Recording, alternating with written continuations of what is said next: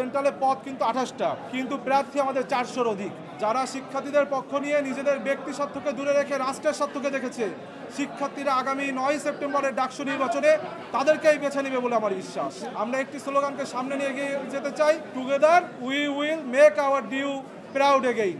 ঢাকা বিশ্ববিদ্যালয় প্রশাসন যতবার ঢাকা বিশ্ববিদ্যালয় ছাত্রদলকে আহ্বান জানিয়েছে, সংবিধান সংস্কার প্রস্তাবনা থেকে যত বিষয় ঢাকা বিশ্ববিদ্যালয় ছাত্রদল কিন্তু ততবারই রেসপন্স করেছে। কিন্তু আমরা দেখেছি আপনার অনলাইন সামাজিক যোগাযোগ মাধ্যম থেকে বিভিন্ন স্থানে বিভিন্ন অপপ্রচারকারীরা ছড়িয়েছে যে আমরা নাকি ডাকসু চাই না। তাদেরকে আজ বলতে চাই, আপনারা এসে দেখে যান ঢাকা বিশ্ববিদ্যালয় ছাত্রদলের নিয়মিত প্রত্যেকটি নেতাকর্মী তারা কিন্তু ডাকসুর পক্ষে।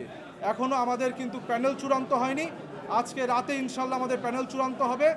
এর পূর্বে আমরা যারা ছাত্রদল নেতাকর্মী রয়েছে আমরা শিক্ষার্থীদেরকে সাথে নিয়ে আমাদের মনোনয়ন ফর্ম সংগ্রহ করেছি। আপনাদের মাধ্যমে আমি ঢাকা বিশ্ববিদ্যালয়ের শিক্ষার্থীদেরকে একটি মেসেজ দিতে চাই যে গত 17 বছর অথবা গত ফ্যাসিবাদী আমলে শিক্ষার্থীদের পক্ষ নিয়ে যারা রাজপথে ছিল, যারা শিক্ষার্থীদের পক্ষ নিয়ে নিজেদের ব্যক্তি স্বার্থকে দূরে রেখে রাষ্ট্রের স্বার্থকে দেখেছে, শিক্ষার্থীরা আগামী 9 সেপ্টেম্বরের ডাকসু নির্বাচনে তাদেরকেই বেছে নেবে বলে আমার বিশ্বাস। গত 2 দশক 3 দশক পূর্বেও আমরা বিভিন্ন অফিস আদালত প্রাঙ্গণে যেখানে যেতাম ঢাকা বিশ্ববিদ্যালয়ের গ্র্যাজুয়েটসরা শীর্ষ স্থানে থাকতো, কিন্তু আমরা দেখতে পেয়েছি গত 2 দশকে ফ্যাসিবাদী আমলে আমরা সেই হারানো গৌরব আমরা হারিয়ে ফেলেছি, আমাদের সেই গৌরব। সুতরাং আমরা একটি স্লোগানকে সামনে নিয়ে এগিয়ে যেতে চাই, together we will make our DU proud again. কেন্দ্রীয় সংসদে নির্বাচন করতে চাই ডাকসু, কিন্তু আমাদের দল থেকে এখনও নমিনেশন যেহেতু কনফার্ম করা হয়নি, দল থেকে এখনও প্যানেল দেওয়া হয়নি, সুতরাং আমি জাস্ট একটি ফর্ম কালেক্ট করেছি। কালকে যখন জমা দিব, দল যেখান থেকে নমিনেশন দেবে সেখানেই আমি নির্বাচন করব।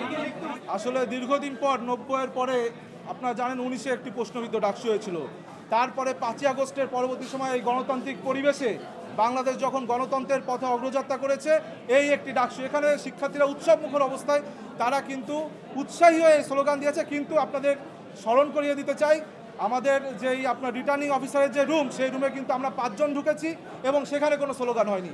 সুতরাং আমার মনে হয় যে আমার আচরণবিধি এখনও লঙ্ঘন করিনি এবং আমরা সুস্পষ্ট আচরণ মেনেই কিন্তু আগামী যে ডাকসু সেখানে আমরা প্রার্থিতা করব। সেন্ট্রালে পদ কিন্তু 28টা, কিন্তু প্রার্থী আমাদের 400-র অধিক, যার জন্য আমাদের বিলম্ব হচ্ছে। আসলে কার থেকে কে যোগ্য, কেউ কিন্তু কারো থেকে পিছিয়ে নেই।